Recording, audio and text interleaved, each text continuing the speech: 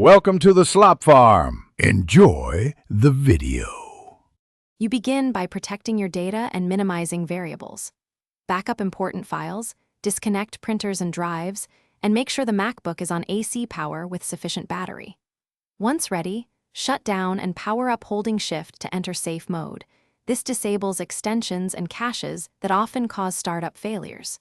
You're doing this so you can see if a clean environment boots, which tells you whether software or hardware is the likely culprit.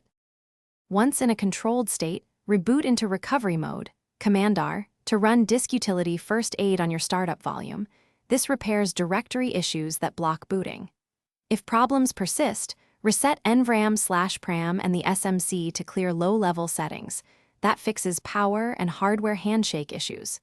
If disk health looks okay, but Mac OS won't load, reinstall the system from recovery to replace missing or corrupted core files while preserving your data when possible. After reinstall or repairs, boot normally and confirm your accounts, login items, and updates. Removing a faulty login item often stops crashes. Once done, run Apple Diagnostics by holding D at startup to test RAM, GPU, and sensors. This separates software from hardware faults. If diagnostics show errors, make a fresh backup and schedule authorized service. If diagnostics are clean, consider a clean Mac OS install.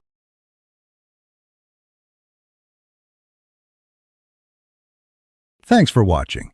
Consider subscribing if we helped you today.